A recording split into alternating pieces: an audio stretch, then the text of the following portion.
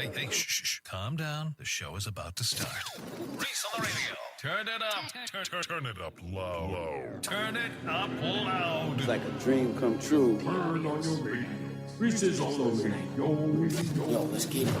Due to the nature of this program, discretion does not exist. It's Reese on the radio. Right now on WTIC News Talk 1080. Oh, baby, and welcome to your Thursday. It's Reese on the radio. News Talk 1080 WTIC. It is nice to know I'm learning this more and more. Like, I don't really pay attention to it, but it's nice to hear. There are all walks of life who listen to the Reese on the radio program, and I'm always humbled by it. I just want to let you know that right off the bat. I'm always humbled by it when people tell me, it's like, yeah, this person, they listen to you all the time, man. They love the show. I'm like, really? They do? And I'm like, yeah, they do. And I'm like, wow, okay. That's nice. That is nice. And again, absolutely humbled by it. And I appreciate all of you. There are some people who listen because they hate the show. For you personally, I applaud you. Let me tell you why I applaud you. I applaud anybody who eats, drinks, lives in anything they can't stand and stays. That takes a lot. You know, that's like staying in a harmful marriage or a bad relationship or at a horrible and worthless job, but having to stay, just can't pull themselves away from it. And if this show is a show that you think is arrogant or bad, pathetic, and yet you tune in every day from 3 to 6, I can't do anything but applaud you and celebrate you. I couldn't do it. I refuse. But you've got stamina. And I want you to know that I appreciate it. I do. Right now, there are people who would never listen to the show listening right now because of my opening monologue. But we'll get to that. I want to remind you that today is Thursday. So I know my faithful listeners in the African-American so-called community will be tuning in. Even though they hate this segment, they hate this day, they tune in religiously. So yes, it's going nowhere. It's Negro Nonsense Thursday. Negro nonsense. Negro nonsense. How dare you? Negro nonsense. How dare you? Yes. And it'll be a personal story, so we'll enjoy it today. Let me get to this. Tuesday, was it? Tuesday. I played you an interview from a parent I spoke to. I recorded the interview. I went over it. I edited out their voice. And they gave me the details about an incident that led to the arrest of a teacher at that school. That prompted another arrest. There have been 2 based upon that teacher. That interview aired on this program. And apparently, it had taken on a life of its own because this parent came forward to speak to me.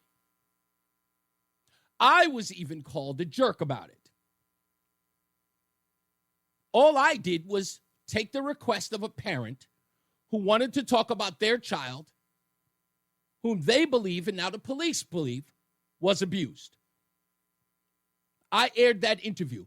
How that now has some sort of bearing on my character, I have no idea. But whatever, goes with the territory. The idea to deflect or to point fingers at me when I was called about talking about this, and I went through this. I debated it. I delayed it. I waited until action was taken, an actual arrest, before I aired the interview. I was very measured, on purpose. But then someone responded, and we got access to that response. I don't know if this is a letter to, I'm under the impression that this is a letter to the school or a memo that was sent out to administrators, faculty, or whomever at the Solomon Schecter School, but I have obtained access to it. It was forwarded to me. I'd like to read a very key part of this letter. I don't need to read the whole thing. I want to read the key part to this letter. Before I do, I want to make something abundantly clear about what Reese on the Radio does on this program. I pay attention to language, to what people say. Anyone who is an avid watcher or listener of this program knows that I pay very close attention to what people say and how they say it. It is important because people are purposeful when they write certain things. So, although I am leading the witness here, let me read you the passage that gave me pause. A very inaccurate radio piece that aired earlier this week on AM 180 about Schecter's knowledge of and response to the child welfare concerns in the school earlier this year. The allegations made on the radio are contradicted by our own internal records, by time-stamped email communications, and by official state documentation. Seems like a reasonable response, except for one thing. Let me read it back to you with what I call the Reese on the Radio acknowledgments. An inaccurate radio piece. Not a lie. Inaccurate. Okay. Inaccurate's a fair word. Maybe something was placed here or there.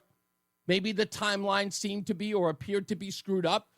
Upon first glance, you don't know exactly when anyone's talking about anything, or you don't even know who the parent is because their voice was obstructed, unless they know something I don't. Their voice was obscured. But using the word inaccurate instead of falsehood or lie is interesting. Inaccurate means that something happened and it wasn't laid out specifically. Okay, let's move on. Schecter's knowledge of and response to the child welfare concerns at their school earlier this year. The allegations made on the radio are contradicted by our own internal records, by time-stamped email communications, and by official state documentation. That is an interesting admission, because in my hand is a text message, and it is written by the head of the school. In this statement, there is no mention of the documentation in emails, in text messages, which contradict what is going to be in every one of the so-called school documents. You should have included this can be backed up with text messages, because the text messages tell a different story. The text messages that you failed to mention in this letter say exactly the opposite. Exactly the opposite. I'll go so far as to read one of the text messages in question. Followed all the rules? Let's read a direct quote from a text message sent to the parent.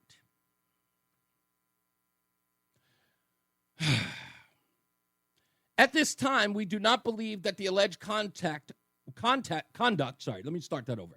At this time, we do not believe that the alleged conduct required us to make a mandatory report. What about that text? What about that text? That text contradicts the role of the school. Even using the word mandatory report.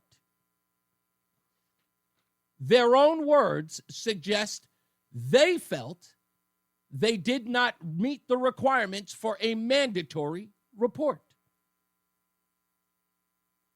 They even go so far as to say, we take all such concerns seriously. Based on our lawyer's advice, we have to investigate before reporting to authorities.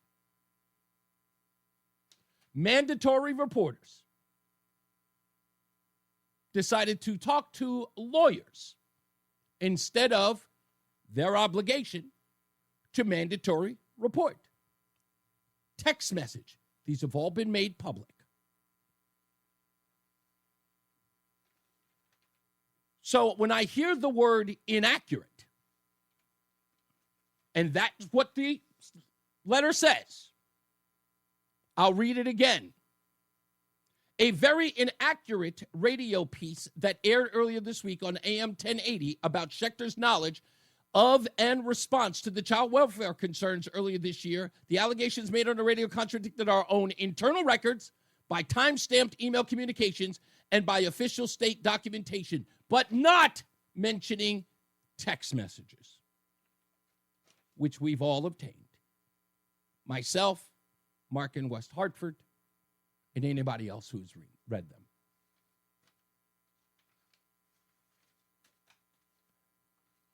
Please do not bore me.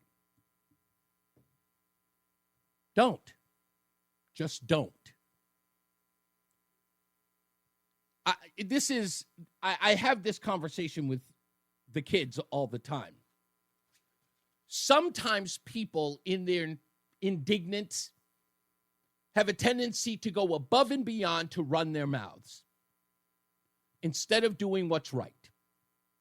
Defense of themselves, defense of this, defense of that, instead of just doing what's right. Just do what's right. Forget about all the rest of this stuff. Do what's right. Don't come at me talking about what type of person that I am. I have nothing to do with this. Don't go after the parent who in this case was being victimized, or her child for that matter was being victimized, and go after them. If you are in this to save yourself, you're wrong-sided here. You are. You know you are. I don't have to tell you.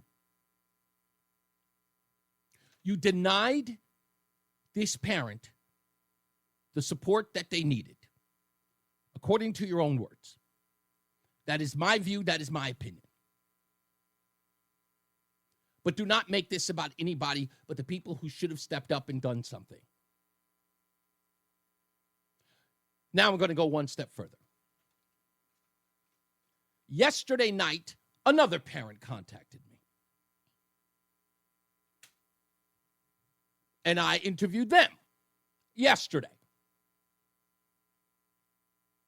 That parent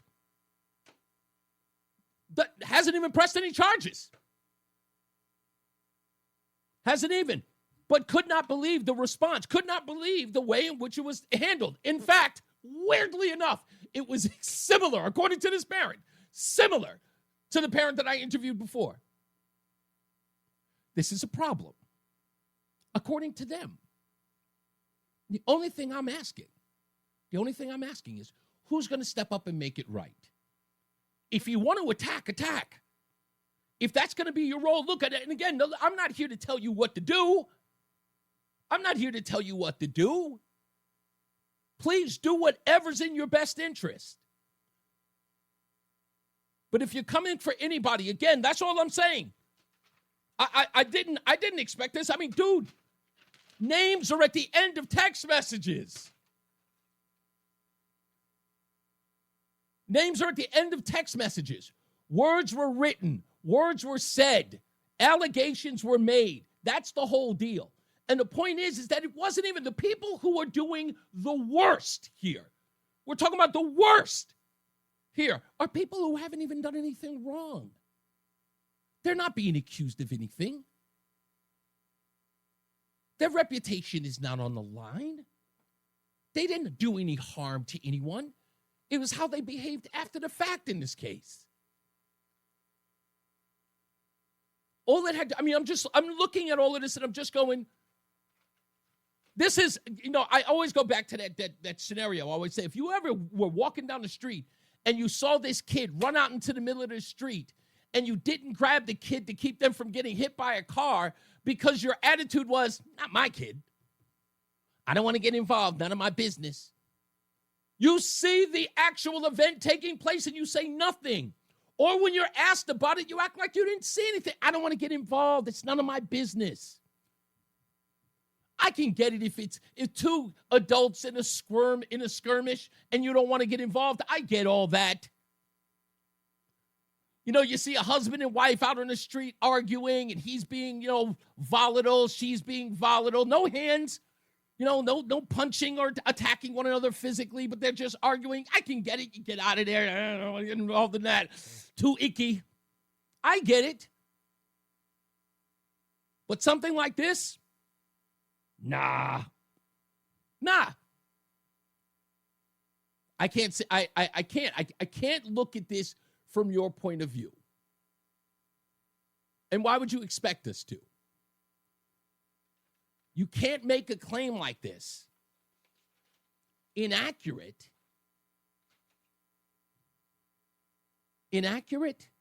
Someone was arrested. Someone was officially charged. This looks like a dropping of the ball. This looks like mistakes were made. Own up. No, and I don't say this to be dismissive, but it'll blow over. Do better the next time. That's what mistakes are about. People are willing to forgive mistakes. We apologize. We screwed up. Now, if this is something where you don't want to take ownership because you're going to worry about other things, just remember what you're doing that in the name of. That's all I'm saying. Just think about what you're doing that in the name of. Just at the end of the day, let's just go to our morals. We're talking about people who are religious leaders, people who are supposed to be showing the way to everybody else in the country, if not in the town. They're supposed to be our thought leaders, our religious leaders, protectors. When it turns out that the only person you're protecting is yourself, that's not good for business. And I don't know how you have good standing with yourself. I just don't. Like I said, and this is probably going to be the most crazy part. I'm going to say this.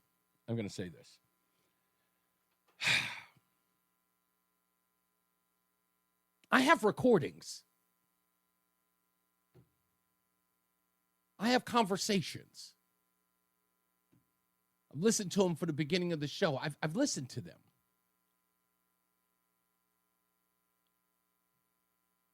You're going to lose badly. You should have made it right ahead of time. You should have made it right. But now it's too late. We'll take a break. We'll be back. More news, more views when we return. It's Reese on the radio on NewsTalk 1080 WTIC. Reese on the radio, making sense of the news. Yeah, even when it makes no sense at all. Now on WTIC, NewsTalk 1080. Yeah, I saw that news too about, what's his name, Mike Walls. I kind of felt like that was coming with all of that attention to the signal thing. I'm glad Trump didn't fire him out, just shuffling decks, shuffling chairs. I kind of, I thought that was interesting as well. Don't forget, telephone number is 860-522-WTIC, 860-522-9842. I got plenty of stuff to get into today. Negro Nonsense coming up. I want to talk a little bit about, in the next hour, HB 7213. I thought something was interesting in that House bill that many people might be ignoring. I know what the focus was on yesterday. So many people were calling about it. But so like, this House bill means that any healthcare provider can provide, abortion services to anyone. This is one of those things where I say some people get focused on one thing, and miss something else. There's something else in this bill that's also very alarming.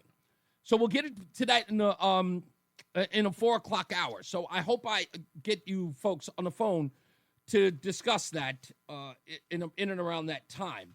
Also, there's an article in the Connecticut Post about Donald Trump and his targeting of sanctuary cities, which I find weird because William Tong is saying that Connecticut does not adhere to the sanctuary city or sanctuary state guidelines, yet Justin Elliker is saying that New Haven is a sanctuary city. So which is it? I find that odd. Yet, also in this Connecticut Post article written by Alex Putterman,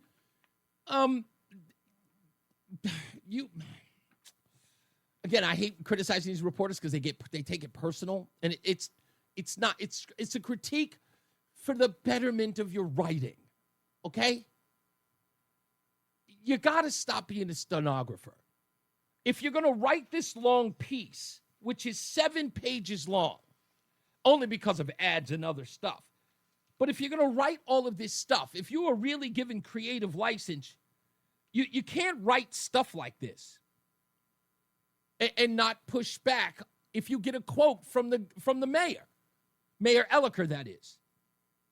And we'll talk about that as well, because this one paragraph begs the question, how do you expect the feds to do their job in a local jurisdiction, Mayor Elliker? And I'm going to pose this question. I'll get it out now. William Tong, Ned Lamont, the police department in Hartford, New Haven, Bridgeport, anywhere. The detective units in any of those police departments. I ask one question. Are there any active investigations into human, labor, or sex trafficking by illegals in the state? Any. Because I know that there's a drug unit. You know there is. I'm pretty sure that there's a prostitution or sex trafficking unit in these police departments. Are there any active investigations into widespread human, labor, or sex trafficking by illegals in the state? You know it's happening. It is a national problem that is happening locally. I mean, that's the reason why it's a national problem, because it's happening locally in each state and each city, especially where many illegals dwell, especially in places that give these individuals safe harbor. Right? Because remember what we're all supposed to be doing, keeping them and the community safe. Right? We do not want to make it unsafe for undocumented, as they call them, in their community. We don't want them to be vulnerable to crime in these communities, that they are protecting them from being arrested, if not grabbed up by the feds. And if these folks are innocent, family-loving members of our society, I would assume that law enforcement is putting every effort in making sure that none of these people are in harm's way, be it MS-13, Tren de Aragua, Mexican cartels, Mexican mafias, none of that. I am sure that there are active investigations in preventing that in these communities, or not. Now, in my humble opinion, I know it's not happening. And I'm not crapping on the cops for that, but let's be honest. What Justin Elliker says here, listen to this. I'm going to read it to you. His quote in this article, which I immediately took pause on. As soon as I read it, I just went, what? Nobody pushed back on that? I would have asked him a follow-up. Here's what he says, quote, "We should not be required to do the job of the federal government. Our department has enough to worry about with the work that they are doing to confront crime. We should not be asked to do more work because the federal government is unable to do that work. Who would be better to assist the federal government about local crime, who the gangsters are, who the pimps are, who the traffickers are, who the bigwigs are in the drug game?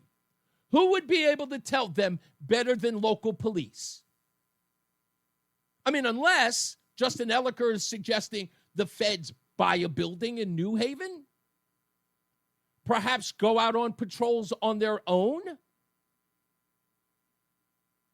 You don't believe that your local police should be doing this job, that you don't want to help the feds because you believe that the only thing the feds do is just run around grabbing illegals off the street?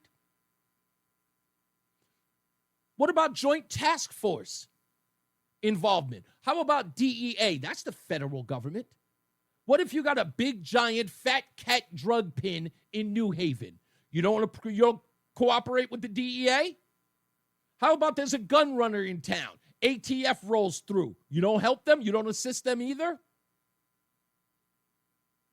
Nobody asked that question. Nobody thought to. Everybody was so myopic, so one-sided on this and just say, yeah, that makes sense. Don't help the feds. The police have their own problems to deal with. Not one person thought to ask that question. And it still won't be asked even after I brought it up. No one will. Now, I'm going to be a little critical. Republicans, get on your job. This is a wide open, you understand this? This is like huge. This is a big, giant hole in their entire argument. What do they mean they're not going to help the federal agents? What do they mean? Does this include the ATF? Does this include DEA? What if somebody is in the town that is bleeding that town dry through fentanyl or all types of other opioids? You know New Haven's got a plethora of death due to fentanyl overdoses. You know it. So what happens? Does the local police not assist in getting that off the street? Because you've got too much to do? Somebody should answer for that. Justin Ellicker should have an answer for that. The writer should have asked, but they won't. This whole article, it reeks of activism. Just read the first paragraph. Check this out. President Donald Trump is once again targeting sanctuary cities, and the effects of his newest executive order could reach Connecticut. In an order announced Monday, Trump instructed Attorney General Pam Bondi to compile a list of jurisdictions the administration views as providing sanctuary to undocumented immigrants and pledged to withhold federal funds for those cities and states wherever possible. Though it's not yet clear if Connecticut or any of its cities would qualify under the Trump administration's definition, the president and his allies have frequently criticized the sorts of policies in place here, which restrict cooperation with immigration and customs enforcement. This is an ad for Connecticut's sanctuary city. This isn't even journalism anymore. This is nothing more than a PR firm.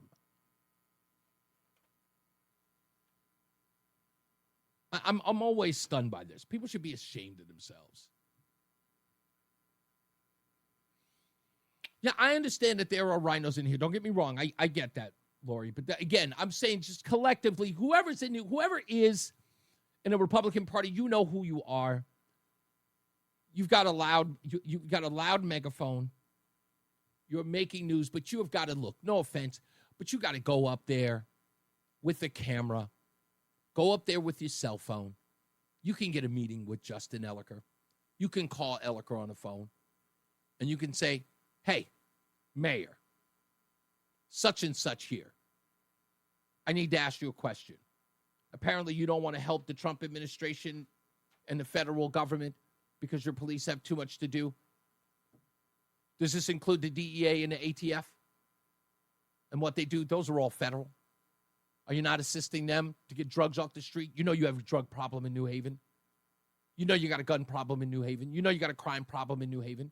You got people committing federal crimes. What are you going to do? You're going to reject their help, their assistance? You're not going to assist them in those arrests? Is that what we're talking about here? Get him on camera. Ask him right now. Get him on the record. And then ask his constituents what they think of it. I understand everything is done inside City Hall, but that's not where life is. That's not where the world is. The world is outside that door.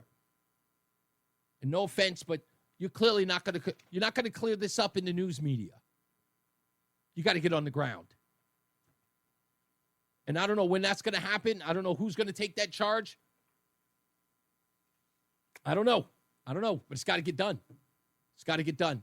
Otherwise, just sit back and just have your ass handed to you. With all due respect. Just sit back and lose every one of these elections. Sit back and lose every one of these fights because you're not willing to take it to the street. This fight goes to the street. It must be dealt with in the street. Nobody fights in offices. It's got to be fought on the ground. Boots on it. Yesterday. We'll take a break. I'll be back. More news, more views. It's Reese on Radio on NewsTalk 1080 WTIC. It's Reese on the radio. Ask your doctor if common sense is right for you. On NewsTalk 1080 WTIC. All right, let's go to the phones. 860-522-WTIC. Bill is in Southington. Hi, Bill. How are you? Good afternoon, Reese. I'm doing well. So does this mean that the state government, when you go to purchase a firearm or get a pistol permit, that they no longer contact the FBI Such a good point. for their federal background check? Or is that just up to the state government to decide when we'll play the game and when we won't? Exactly. See, Bill, this is why I love this audience. That's the brilliance of this.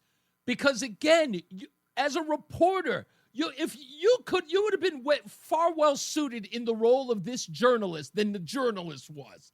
Because that's the first thing that would have come to your mind, just going, wait a minute, no cooperation with the federal government. There are tons of things that the state has to deal with the federal government. In particular, what did we just have to, what was it, on the 7th? 6 days from now, every driver's license now has to be a real ID. Is that not federal? That's a federal program, right. Okay? Right. So they want to pick and choose as to when and where they comply because they have more authority than the federal government, is what they believe to be. Exactly. And this picking and choosing, that's the great way to describe it. This picking and choosing of which federal government the state is going to placate or at least involve itself with is the big problem. This stuff is like, people use this term loosely, but I can't help but say it. There's almost like this secession sort of attitude by these states. Would you agree? At least to some effect? Bill, did I lose you? Yes.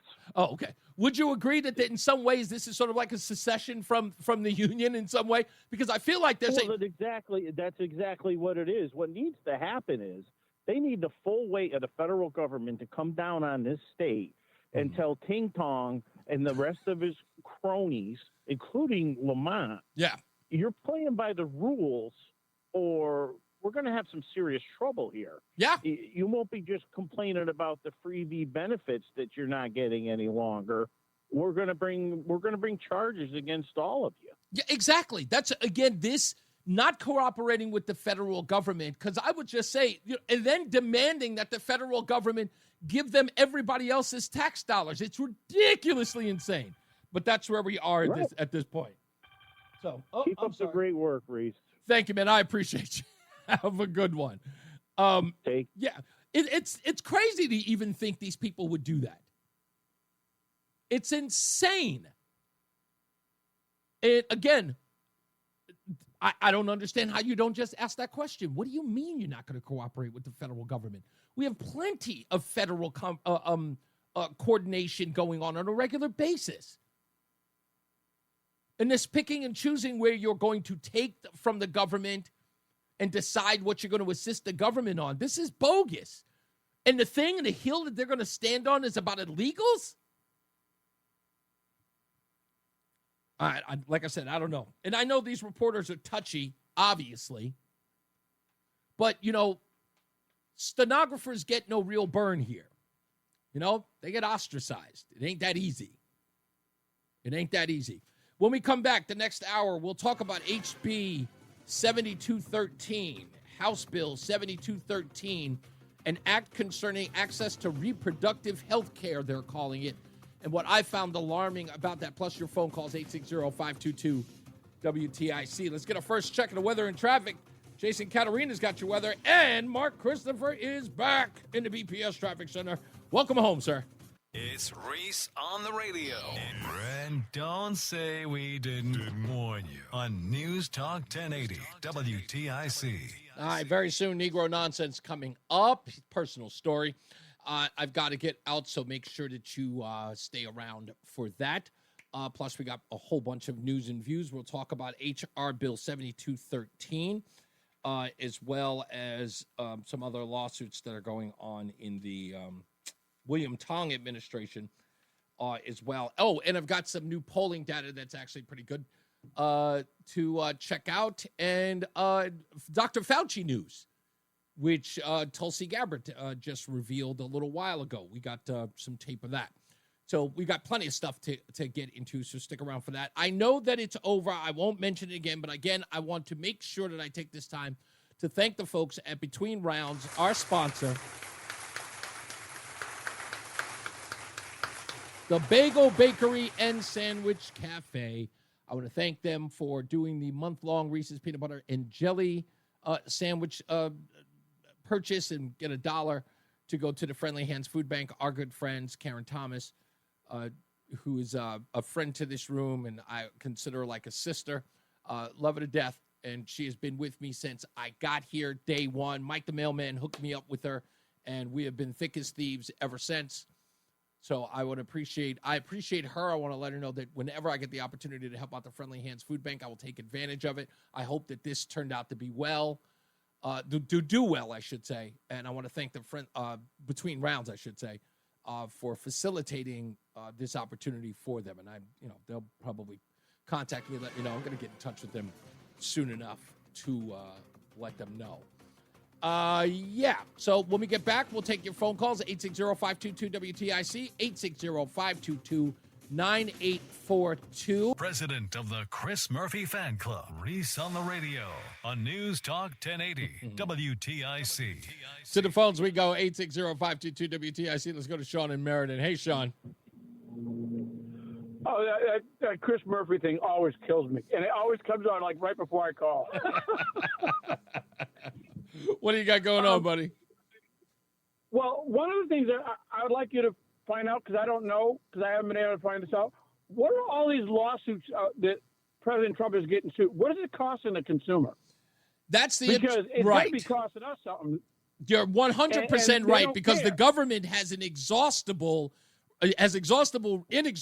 resources to fight all of these challenges. They just use the government coffers, right? They use taxpayer money to fight these cases. So if you really think about it, William Tong is costing the taxpayers thousands, if not millions of dollars by running around here throwing a lawsuit at every chance they get, which I wish someone, it's so poignant or so evident in all of this, Sean, that should be used as a reference to William Tong and Letitia James, for that matter.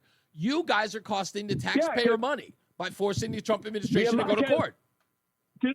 To spend all that money for 2 years, like, for example, going after Trump, you spent all that money, and then it got dismissed. So basically, for 2 years, you threw money away and added to your coffer, your personal coffers, while costing everybody else money. He's exactly right, because William Tong is using taxpayer money. He's using taxpayer money to take Donald Trump to court as well. Okay, right. Okay, that was just an aside. Real quick, well, and I know you haven't mentioned anything about the reproductive rights. That really should be called Too Stupid to Plan. for anyone who does that, because basically you haven't even planned on I'm in the moment. I don't care about that. And if you get pregnant, we'll just kill it. You know what? Let me read. But I was. Go ahead, Sean. Go ahead. Go ahead. No, finish up, Sean. No, the key thing that you were talking about was the rate in New Haven and them not wanting to cooperate with the federal government, correct? Mm-hmm. Yes. Okay. I just did some research. I'm going to read this verbatim.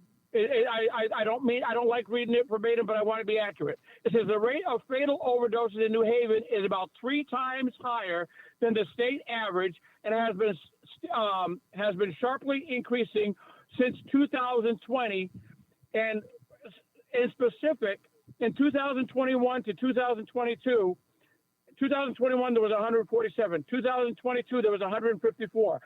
Now 3 times that rate. 2015 to 2023 was 788 overdoses in deaths, and it has it broken down by state.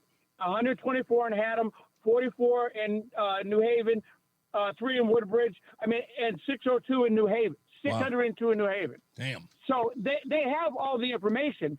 They just don't care because they're a sanctuary city. Indeed. And you were absolutely right. And That those fentanyl funding. those fentanyl overdoses are due to trafficking from the southern border, making it a federal issue, a federal crime.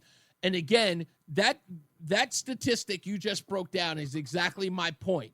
So if DEA wants to crack down on that, the question is, Justin Elliker, would you assist them in cracking down on that illegal activity, that drug activity? And according to them, at least according to this article, they don't believe they have to. So, and if you don't, then what you're telling the small dealers and the users is it's okay. Exactly. And we don't really care about you. If you drop dead, well, that's your issue, but we're not going to protect you from you. And that is truly a crime against humanity. Yep. It is. And if you're willing to do that, that's why abortion is no big deal to anybody like that. Because killing 1 million people a generation, a year, no problem. But you want to get an illegal alien who beat his wife back in the United States. It's Alice in Wonderland. You're 100% right. Thank you, Sean. I appreciate you. Let's go to Fulton in Waterbury. Hey, Fulton. Hey, what's going on? So I was boots on the ground today at that protest. Okay. Hartford. So I can give you. I know last time they said there was a lot of people. It was probably 200 people at the most. Okay. And it was very strange. It was very set up. There was tents where you kind of went up to your group of people, and it looked like somebody was organizing it. And there was probably 5 distinct groups that were there that were handing out signs and. Now this protest didn't have. There was the Ukraine people. There was the blue hair big girl people. There was LBG people. There was union people. They all had their own little tents and they all had their own little moments. Okay, so everybody there, there was not. Fulton, can you hear me? Fulton, can you hear me? Yeah, I hear you. Okay, sorry. I was trying to cut in. So my interjection. No, that's okay. I'm a hog. It's okay. My interjection here is me injecting here. I wanted to understand. So this wasn't one constructive protest. This was just 200 people with their own separate protests inside that group. Is that correct? So it was probably instead of 200, so it was probably 5 groups of 200 people. Okay. So whatever, 20 people each one had Ukraine, one was angry about more pay or immigrants, and then there was that, so that was about the crew of it. Okay, so this wasn't very structured at all. This seemed to be, and it's supposed to be a May Day protest. There was an organized thing of it that people went to, because I actually got out of my car. My video's in the car. I happened to be in Hartford, and I was like, whoa. This is I have to see what's going on here. Okay, so you did get a video of this. I got out and I started to be like, what I try to be like a wolf in sheep clothing. I was like, well, I'm mad too. What we're here for the protest, and then some people were like, yeah, and I'm like, yeah. So I'm like, well, I'm really mad. What are you guys mad about? And one guy was like, it's terrorism, like all angry. Guy had tattoos. I think he had a tattoo. Stop, Fulton. Listen to me. Stop for a second, Fulton. Fulton, listen to me. Get a job, but Fulton. You can't. mean, I know was like, I you're hate not that hearing me too. very well. He doesn't hear me very well. Fulton, I got to put you on hold because you can't hear me. I need you to put you on hold. I need you to hear me. All right, stand by real quick because I need you to hear me. Now, listen. I got you. What you just did was absolutely brilliant. Okay, this is brilliant. Now, I'm going to tell you, and I'm going to tell everybody else. This is Hang on. Listen, I'm on a drop. So go ahead. Can you hear okay. me? I want everybody to listen to me, and what Fulton did is exactly what you should be doing. Okay, this goes to Mark of West Hartford too. What he did is exactly what you're supposed to do to infiltrate. Go there and pretend to be down with whatever cause they're for. Yeah, I'm angry too. What are you mad about? They will let you in on everything because they want people to listen to them. They are desperate 5-year-olds. Just go out there and go, yeah, rah, sis, boom, bah. Tell them that you're down for the cause. Even hold up a sign. This is how you infiltrate them. You get there, you put on your thing and recording. Yeah, man, we're down with whatever ridiculous. And they will give you everything. Everything.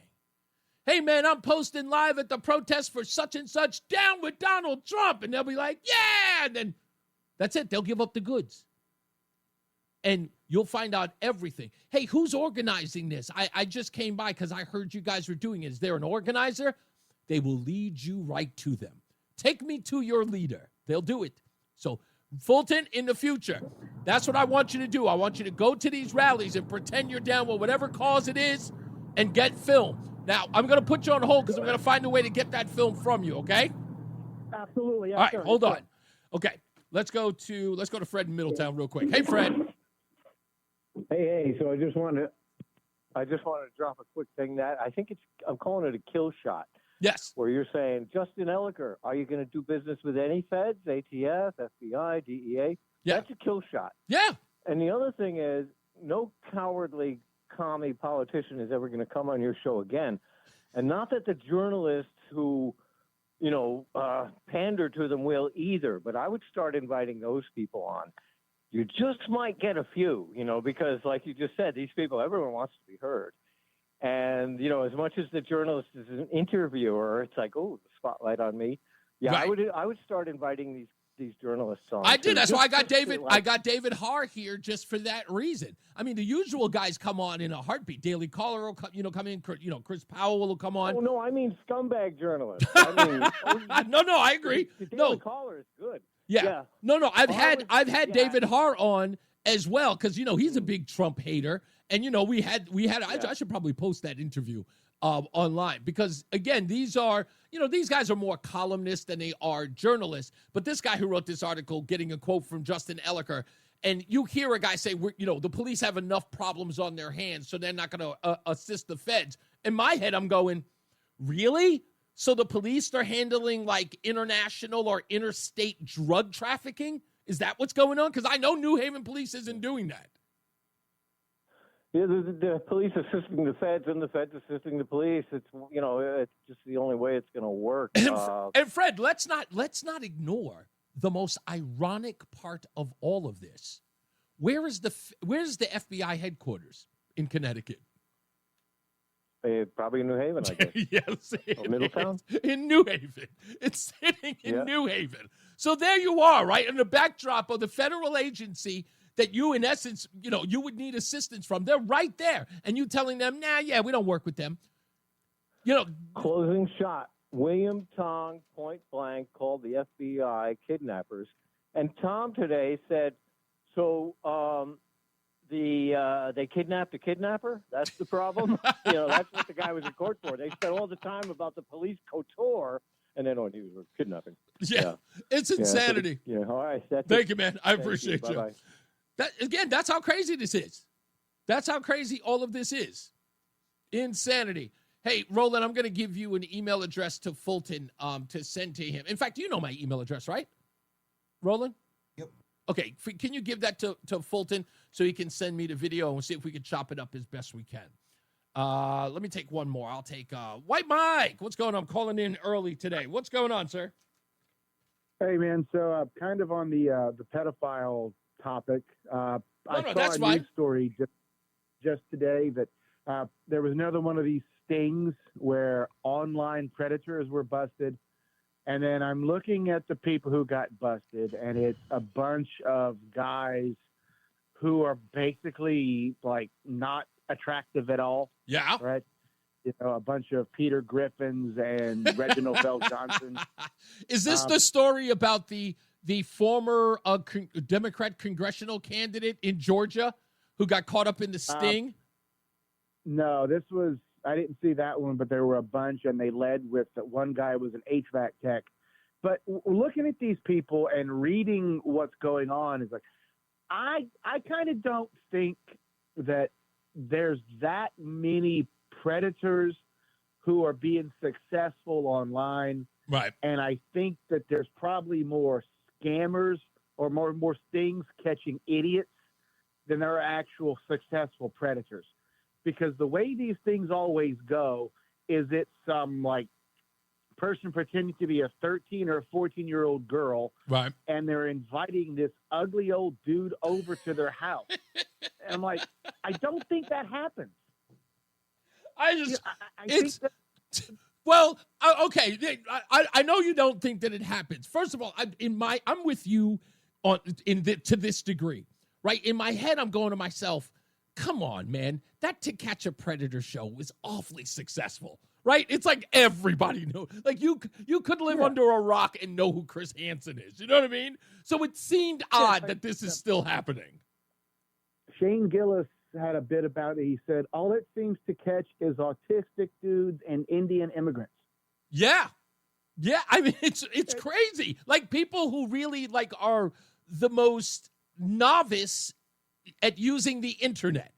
Is that and again, dude, if it was catching like good-looking 19-year-old male college students, I would say, maybe that guy's really chasing 14-year-olds and he's got some success.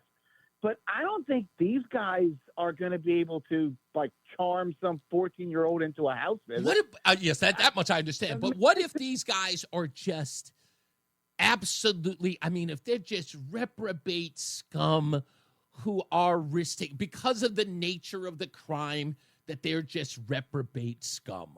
Like, what if that's? But if they're a reprobate, but there's never a victim. And there's never a possibility of a victim because they're, guileless, gameless Peter Griffin lookalike. Right. I kind of have a weird feeling about it. It's like, I don't want to say it's entrapment, but it's kind of entrapment. Yeah, I think you're okay. I hear what you're saying because you're saying that the focus is more of the nature of the intent. Is more like if you had actually caught the person with a 14-year-old, then we say, okay, you got to throw the book at that guy.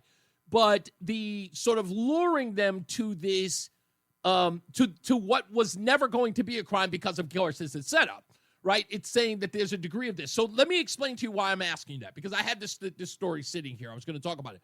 So according to this story, the Georgia former Democrat congressional candidate, right, who was caught up in this sting. Here's the interesting part. His name is Carl Sprayberry. He was charged in human trafficking. Now, when I saw that, I went, well, wait a minute.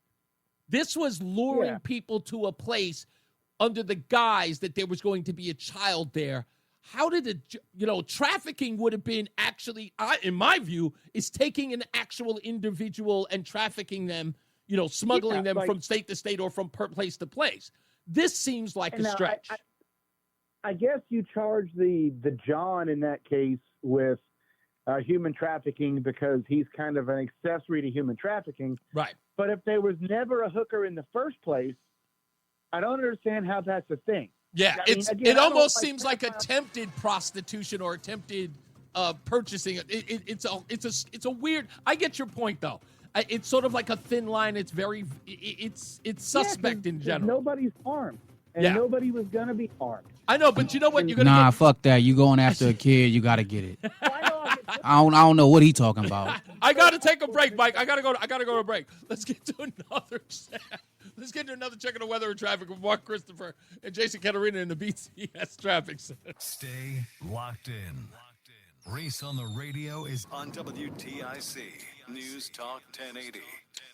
All right, we'll be doing Negro Nonsense in a little bit, so stand by for that. Let me get Ralph in here. He calls in very, very early. I'm trying to put him in other placement of the show. You always call at the beginning of the show when I'm trying to get all the show laid out. What do you got for me, Ralph? Reese, I hope you hear me now. I had to move to a different room. Apparently, what room I'm in this house makes a difference if I get reception or not. You got it. What's up? It's unbelievable.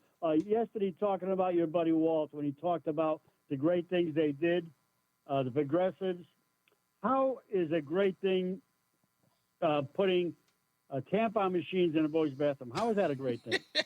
How is letting men beat up women in sports a great thing? He doesn't know. I know what you're talking about. That was when he was saying that, all the great things that he did in his state was part of the reason why he became the vice presidential candidate for Kamala Harris. And, of course, being able to code speak white, which I have no idea what that's about. But I've heard that term used before, code speak. But, yeah. That's something I never heard of. And I would like to ask him, well, what exactly does that mean? Code. And we talked before. I'm sorry, Reese, go ahead. No, you go ahead. I'm sorry. I said to you before, and I said it 1,000 times, these reporters got to ask these people, please show me and the American people your proof. Yeah. Ask them, and they never, ever do it. And the only one that actually did do it was Trump when this reporter for ABC the other night, he says, where's your proof? Yeah, Terry What are you Moran, doing? that was and I love the fact that he held Terry Moran's feet to the fire, saying that, catching him out there saying that he made a statement and then realized, it was like, you don't know whether or not there have been criminal referrals. What are you talking about? He was like, it's like, again, but to that effect, let me explain to you what that was about. These reporters who get these exclusives, these adversarial exclusives with Donald Trump, do you know what their mission statement is? They want to beat Donald Trump in this. They believe they're going in there and they're like being pugilist. Like they're going to get him off his guard and they're going to embarrass him in these. Instead of asking him questions that are important to the American people, they are trying to make names for themselves by trying to go in there and fight with Trump. That's why they lose. Terry Moran is not in the newspapers today behind that interview. He got the first 100 days interview. It lasted for about 8 hours and nobody cares anymore. And Terry Moran is no better for it. And he got no kudos because Donald Trump obviously took him to the woodshed the entire time. It embarrassed him. So that's where you are. Thank you, man. We'll get another check of the weather and traffic in a second. Negro Nonsense comes up very soon, and then we'll go over HB 7213. And your phone calls 860-522-WTIC. Let's get to that weather and traffic with Jason Caterina and Mark Christopher, who is back now in his regular spot in the BPS Traffic Center. Welcome back, sir. The self-proclaimed love child of Rush Limbaugh. They're running a strange program, y'all. Reese on the radio on News Talk 1080 WTIC. Let's get it done. Negro nonsense. How dare you? Negro nonsense. How dare you? Negro nonsense. How dare you? Yeah, how dare I? That boy just no good. He just ain't no good. Reese on the radio, News Talk 1080 WTIC. I've come to realize and come to recognize something. That I went on a very foolhardy mission, and I blame myself for this. So when I'm criticizing or making fun of Negro Nonsense today, I'm making fun of myself.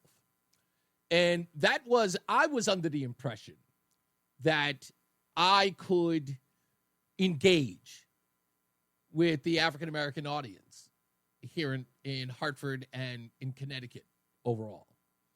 And truth is, I cannot. And it is a foolish mission. It is ridiculous. It's dumb. It's silly on my part. Futile. And I did it for good reasons. And like my heart was in the right place. I don't want anybody to get the impression that I was doing it because I was trying to win accolades with any particular community. I don't want to serve anybody. Not trying to do that. I serve, God, my Lord and Savior, Jesus Christ. But I don't serve people or individuals or agendas. I don't do that. What I believe is what I believe. I'm nobody's puppet. And I'm definitely not going to be any puppet for any particular group of people. What I believe or what I know as a conservative, those are the things that I believe in. I hold people to account, and I talk about that on the air, and I share those ideas and ideals with you, and you convey them back to me. If you disagree with me, you disagree, and we hash that out. That's what we do here on the show. But I don't want anybody to get the impression that I am I'm not thirsty for any particular group's accolades, especially that of the African-American community. I am here for Americans. People believe in the experiment that is America, that anyone, even a schmo like me, can be successful in my own way. I don't get to be as rich as Elon Musk or Warren Buffett or Bill Gates. I don't get to be Rush Limbaugh or Sean Hannity or anyone else for that matter. The only person I get to be is me, and that is Reese on the radio. I don't care about your blackness. I don't care what you think it means to be black. I don't care, and I will never, ever adhere to these ideas that you are ashamed of me because I don't care about my people. My people is my wife and my children and my family. Those are my people. And those people vary in races. My father-in-law is Mexican and Native. My wife is Mexican and Native. They are not black people. Those are my people, though. I don't care. I don't want to be a part of any exclusive club. Please do not contact me about your cause when it comes to racism or tribalism. I am not your huckleberry. I don't care. Whoever is out there dealing with whatever they're dealing with and they want me to bring attention to it, I will bring attention to it if it has merit. But I'm not here to do your bidding. When Ellen came out and said that she was gay, immediately she was supposed to be an advocate for gay people. When Caitlyn Jenner came out and said she was transgender, she had to be an advocate for transgender people. You must. And now I have people telling me, Reese, you're black on a white station. You must speak for us. No. Let me tell you to your face. No. I don't want to represent you. What you represent is evil. It is. It's evil. And someone needs to tell you to your face. What you represent is evil. What you represent does no one any good. It is self-serving. It is bad for us as a society. And I will sooner call it out and I will destroy it before I ever join you. I don't want to be a part of your Satanist, ridiculous cult. And if you don't like it, too bad. Come at me. Come get me. I will fight you everywhere. If you want a piece of me, you know where to find me. Monday through Friday, 3 to 6 p.m. Otherwise, just step. Just bounce. Go listen to all of your nonsense, black on black loving, whatever the stuff it is that you represent, go do that. But you will get no recruits here. And you will not shame me into your posse. I don't cater to that. I don't fall for it. I would sooner you talk about me like a dog in the street. Call me your enemy. I'm fine with that because I know I am. Do we understand each other? Yes, I am your enemy. You want to come here and talk about the good? You want to talk about the betterment of all people? You want to talk about us living in cohesion? If you want to talk about us living in unity, you want to talk about making this place a better union, I'm down. But the minute that you throw the word race or black or my people, your people, their people, white, and nope, done. You have no advocate here. Gets to step in.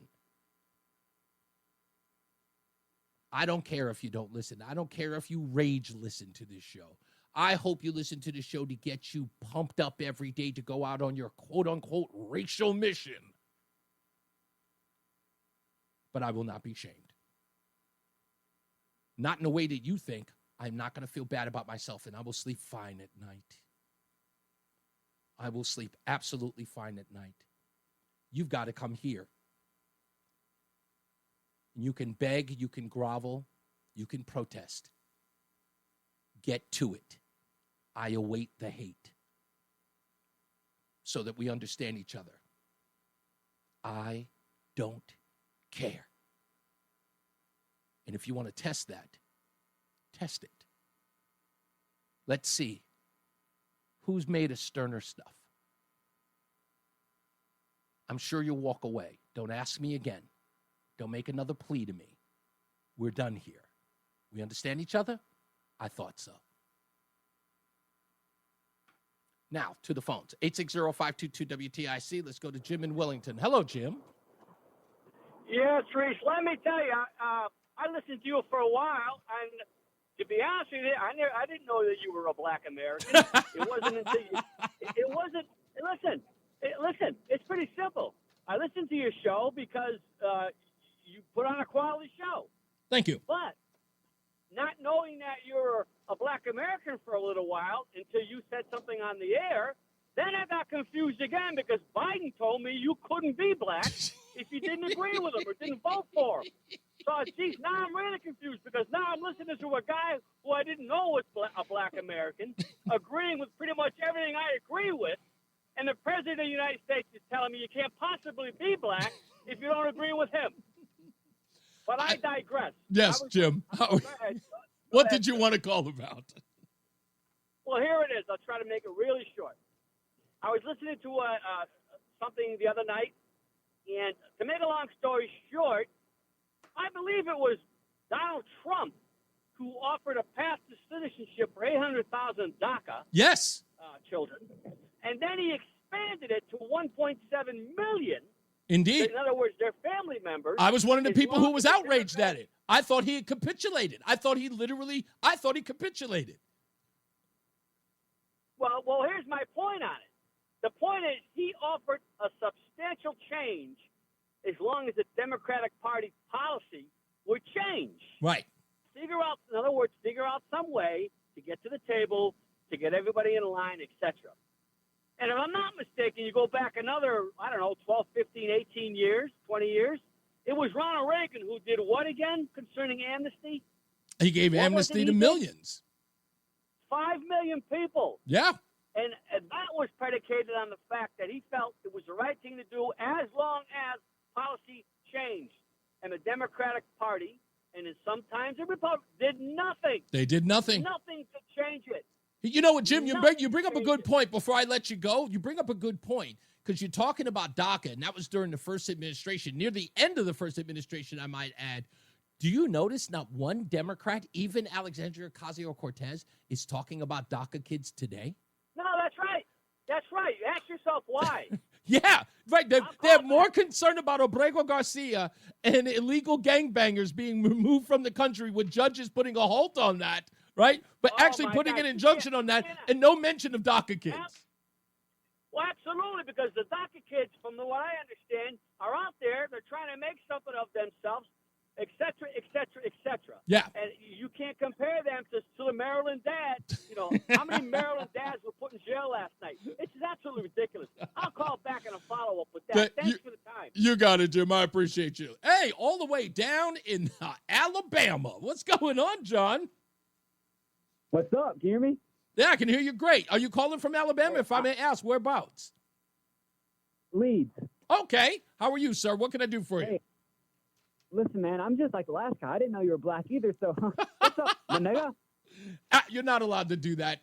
No, you're not allowed to do that. This is just, this is so typical. You have to drop that. People are just ridiculous. Let's go to my good friend. Craig's in the car. What's going on, sir? I hate radio virgins. God almighty. What's up, buddy? You have to make a pledge to me. I loved your last rant. Yes. Make a pledge to me, please. Yes, as sir. a friend. Of course. Drop the phrase African American community from your vocabulary. Do you know? Hold on. That's elbowing. I'm elbowing them. That's me. That's a little nudge. That's why I do it. I know people hate it. That's why I use it. The color color of your skin does not make you part of a community. Exactly. Blood relatives don't make you part of a community. It's your friends, people that are like-minded, people you respect, people you want to help. People you That's could, your yeah, exactly. community. People you can borrow money from.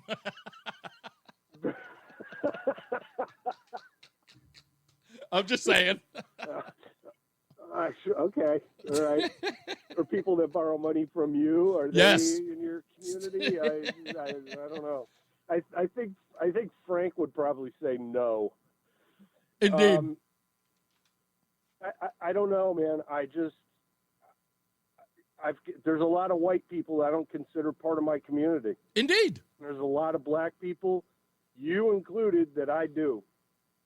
Right? We're a community of good-hearted, righteous, God-fearing human beings.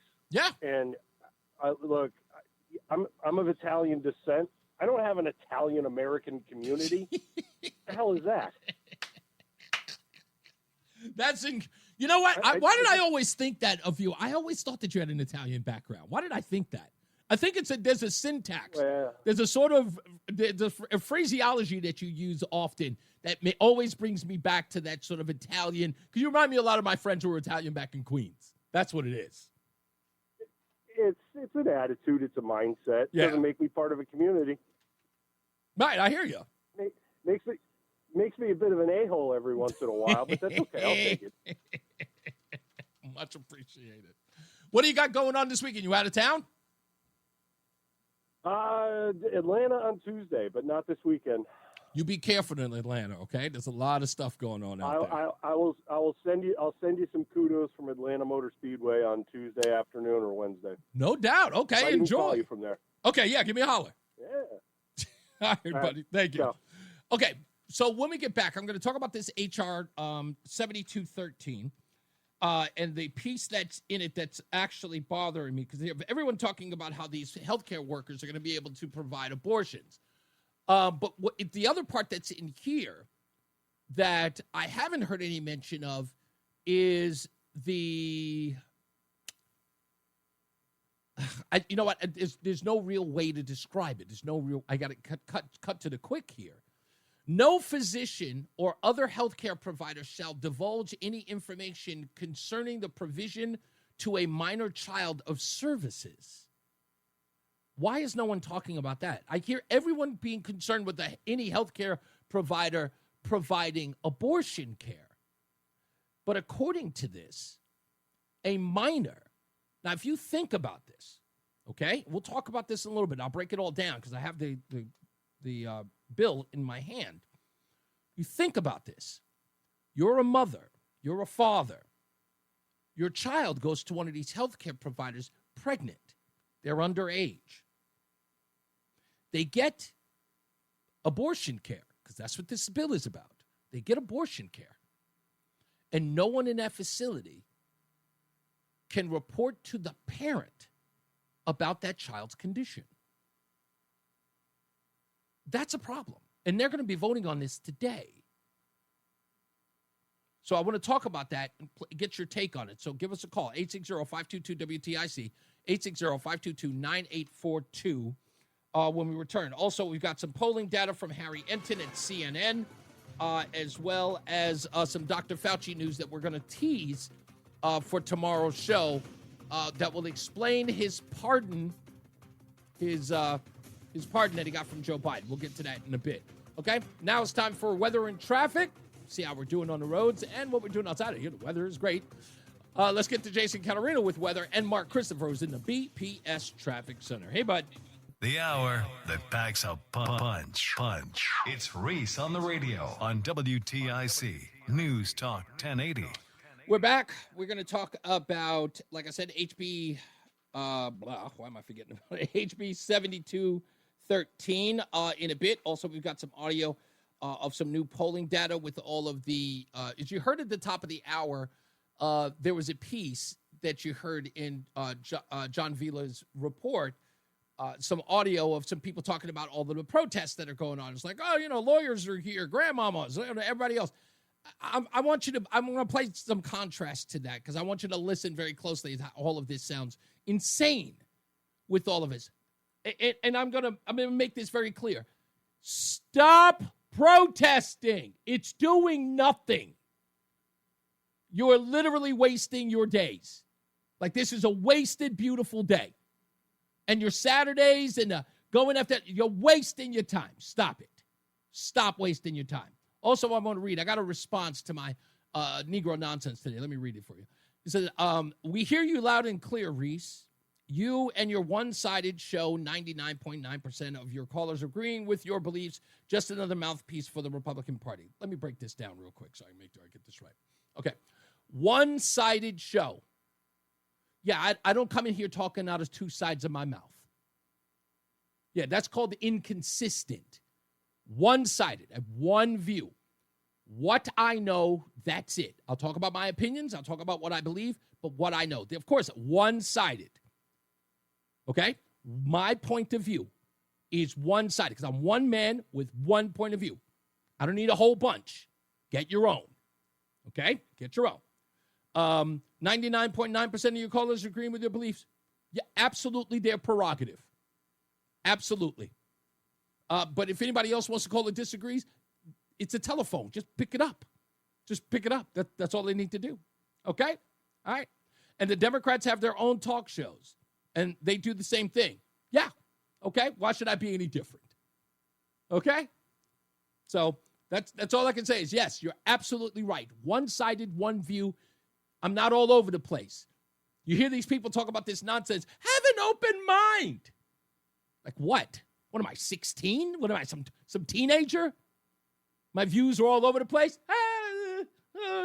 Today, I believe that the sky is blue. Tomorrow, it's red. I just believe anything. No context needed.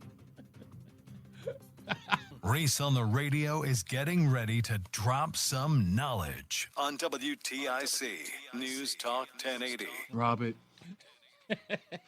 Less enthusiasm this time there, Roland. It's Reese on the radio. We're back. An act concerning access to reproductive health care. This is be it enacted by the Senate and the House of Representatives in General Assembly convened. So apparently Jerry just sent me a memo saying that he was there and sent me some pictures of the hearing today. So the breakdown of this HB 7213, which I found alarming, starts at number 15.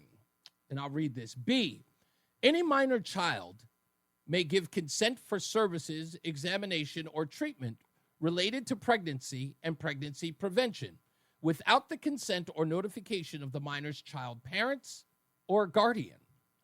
C, no physician or other healthcare provider shall divulge any information concerning the provision to a minor child of such services, examination, or treatment, or any consultation for such services, examination, or treatment, including, but not limited to, by sending a bill for such services, examination, or treatment to the minor child's parents or guardian without the minor child's expressed consent.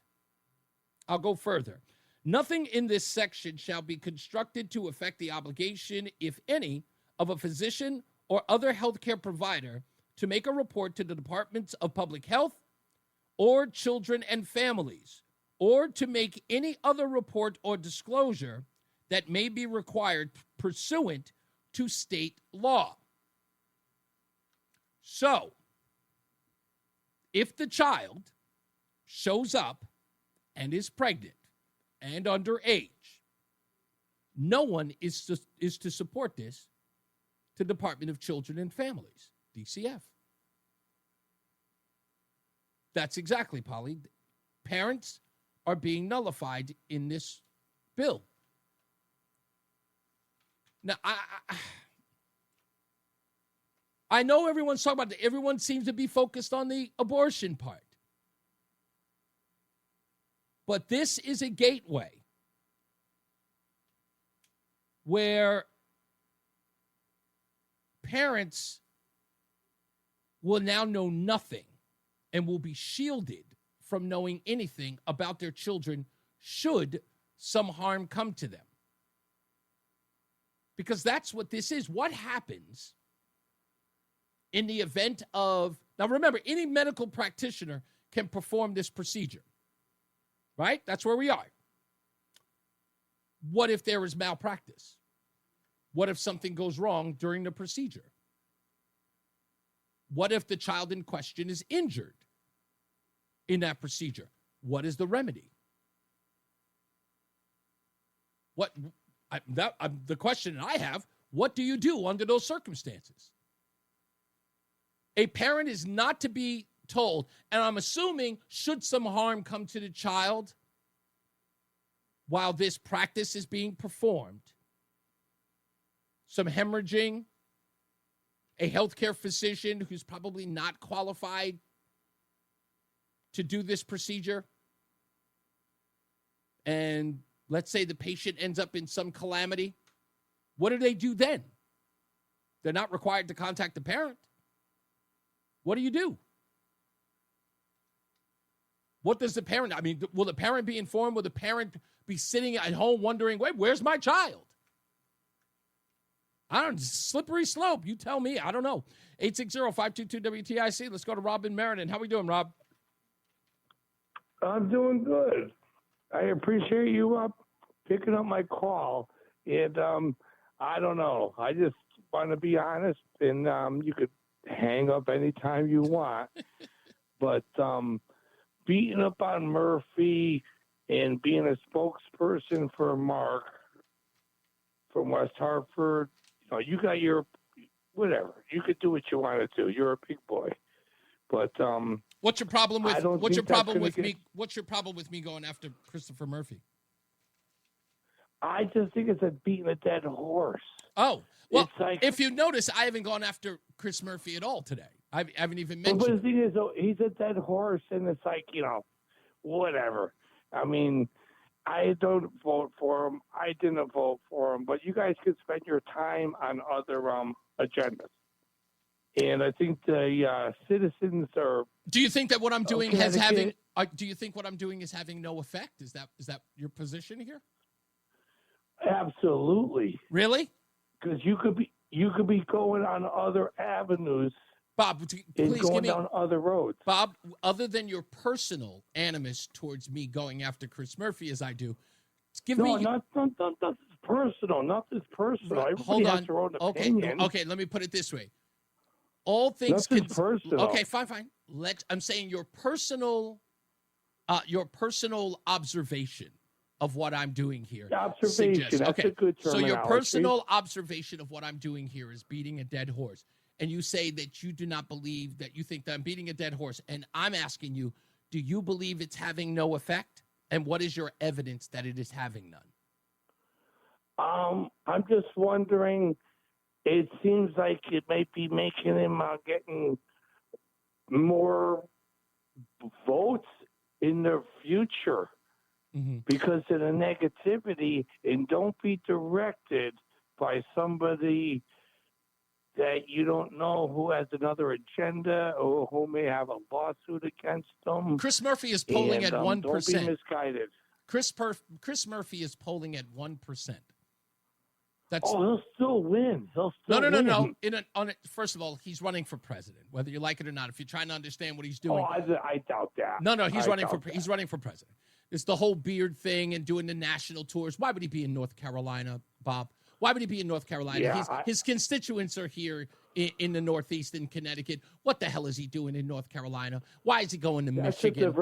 That's a diversion. No. I understand that. But again, if you don't think, see, here's what I do. You don't abandon your constituents to go to North Carolina and Michigan if you don't want a national platform. You don't go on national television shows and you don't do viral videos or so-called viral videos every day. Talk to Mitt Romney. No. Trust me. Mitt Romney's out of office. He's done. We're talking about a guy. Exactly, but they do the same thing. It's history. I'm well aware of that. But my point is. Pattern. It's the same pattern. Bob, let me ask you. I'm just making a point here. The man is all over the country making a name for himself. These are, listen, you can be a novice in this political thing. These are the actions of somebody who's trying to make a national name for himself. And he's polling at 1%. But you're giving him money. No, I'm not. Your negativity is financing him. No, it doesn't. See, what I'm doing how'd is you get the money to do it? I'll explain. First of all, he's burned through his $8 million that he grabbed that everybody was raving about. He's already burned through it. It means nothing. He's polling with all of that money that he got. That went Bob, to Oprah. let me finish. Out of all the money that he was able to garner from fundraising, he's burned through it, and he's at 1%. It's a wasted campaign. All the throwing the beard and doing every interview, it's all wasted.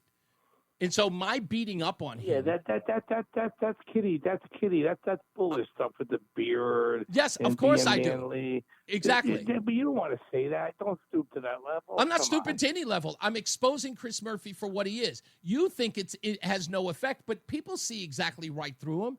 People who voted for him and gave him money. Listen to what I'm saying, Bob. People who gave him money, people who voted for him are asking the question right now. What are you doing all over the country, talking to people who aren't your constituents? They see right through this, and that's all we're doing is exposing it. No one's called here to defend him. You're the only person who came remotely close by saying that I'm wasting my time. I don't think so. No, I wouldn't, because I think you're fueling his campaign. I think you're giving him more money, and he's going to be the vice president candidate. He won't be the president candidate on the top ticket, if that's even around the corner. Okay. And that's if J.D. Vance can keep his mouth shut. And not Chris be a jerk. Murphy. Okay, But, let me just say this to you, Bob. Hold on. Let me just say this to you. Is it fair to say in your assessment that Chris Murphy is one of the loudest voices in the Democrat Party pushing back against Donald Trump?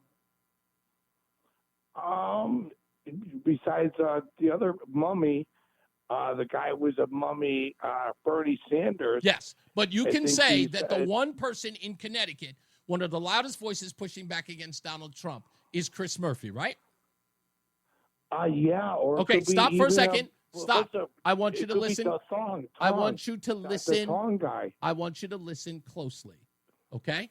Yes, please. Thank you. What about the parties up against each other, right? Donald Trump has not seen those favorable polls when it comes to the economy, when it comes to immigration. But look here, which party has a better plan? And this is the margin among registered voters. Look at this on immigration. The GOP crushes the Democrats. Look at that. That's a 19-point edge. My goodness gracious, you rarely ever see leads like that in politics these days. How about on the economy, where Donald Trump's numbers have been struggling a little bit?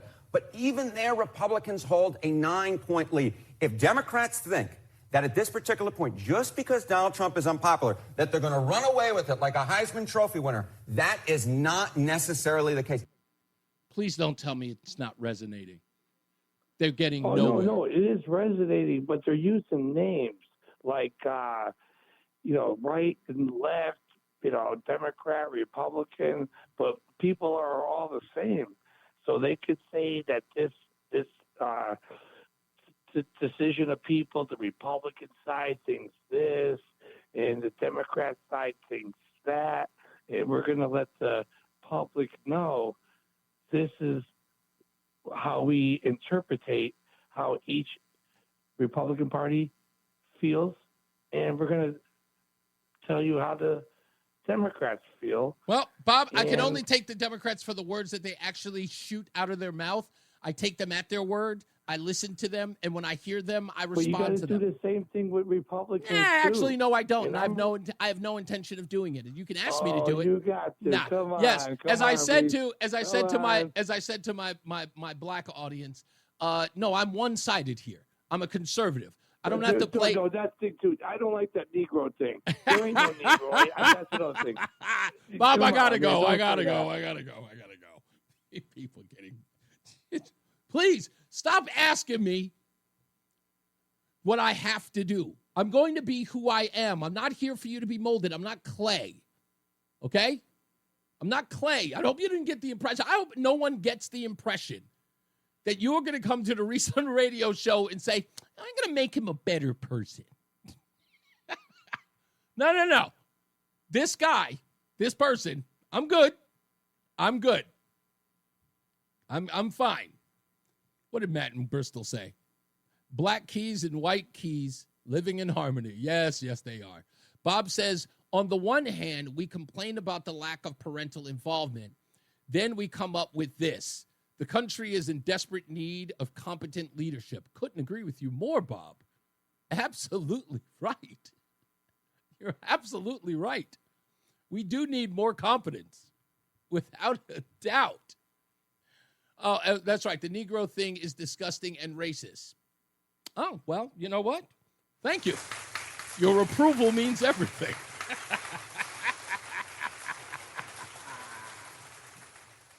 Yes. Still don't care. You know what? Here's somebody who hasn't talked to us in a while. Let's take him before we go to break. Gio is in Canton. How are you, Gio? Hey, I'm good. I'm surprised you remember me. Of course. How are you, sir? Yeah, I'm good. How are you? I just wanted to talk about, the Negro nonsense thing. Sure. I feel like that was said to garner more attention from the audience and, get more calls. Why don't we talk about, I don't know, Asian antics or, I don't know. I feel like there's other things that we could call upon, but I feel like you say that you're not part of the community, but you use your I use my blackness as a cudgel. Yeah. Yeah. Okay. And I'm so glad you brought counterintuitive. Gio. You're 100% right. That's the brilliance of it. You do have to understand it. See, I didn't join this. I didn't come into this under the impression that the world had turned into this everything is racist and it is black versus white and race is the most important thing of everybody's life. I didn't start that war. That war was started, quote unquote, on my behalf. And I was told that I had to be on one side of that fight, and the only side I was allowed to be on was on theirs. And I said no. And when I said no and I wanted to have a conversation, when I wanted not to be devil's advocate, but I wanted to ask questions, I was told to shut up and told to sit down. I was ostracized, I was demeaned, and I was politely asked to leave. And so I said, by who? By the black community, the so-called black community. And my response to that was, fine. We don't want to have a conversation about it. We don't want to have a nuanced conversation about what's going on and what's important and where our focus is. Because I only asked one thing. I said, we don't see a podiatrist for lung cancer, but they want to. So with that, if they told me that I had to use my platform for that purpose, I told them no and was going to go to the other side. But let me say this before I leave. So you joined the Caucasian crazies? I don't understand. That's fine. I can join them if you want. But I decided to go on no side of this. But I will say this to you. Back in 2008, in fact, you know what? I'll hold it over till we get back. I'll tell you exactly what it is. I'm going to put you on hold. I'll explain to you what was the real bellwether moment that changed the way in which I was going to deal with the race problem in this country. And maybe you'll get the picture, maybe you don't, but I hope you'll understand. Let's get another check of the weather and traffic with Jason Caterina and Mark Christophers in the BPS Traffic Center. Hey, man. All right, Reese, thank you very much. Well, if you're heading into Hartford right now, southbound side of 91 delays 34 down to 32 A and B, and again 27 down to exit 25 SNN in Wethersfield. Northbound 91, some tight traffic. Cromwell up into Rocky Hill, 22 up to exit 23 West Street. If you're traveling westbound 84, your delays approaching 56 Governor Street out to 45 Flatbush Avenue. 84 eastbound locked up 44 Prospect Oakwood down into the tunnel. 291 eastbound slowing I-91 over to the Bissell Bridge. 9 northbound and southbound a little slow approaching the Aragoni. 84 eastbound in Waterbury. Looks like that accident between 17 and 18 has been cleared, so all lanes reopen. There are delays from 16 up to 18. That should start to loosen up a little bit now that the accident's out of the way.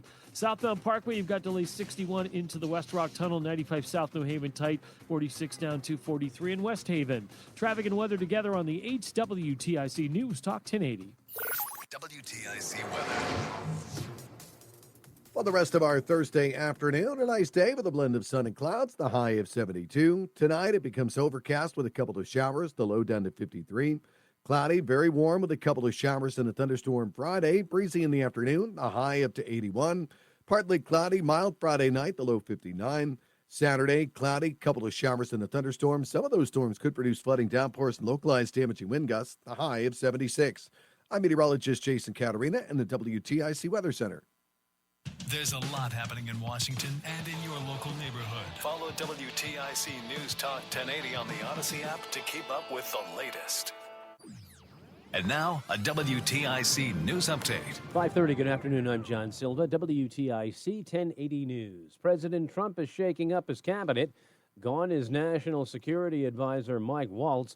He was at the center of that Signal app debacle that included a reporter on a group chat among defense officials discussing military action in Yemen.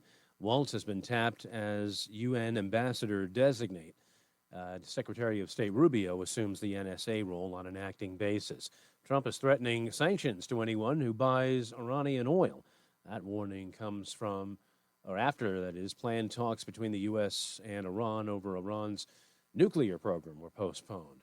Republicans have unveiled what they're calling a reality check state budget. Among other things, the 2-year package deals with high electric rates, calls for a wage freeze for lawmakers, and keeps spending in check.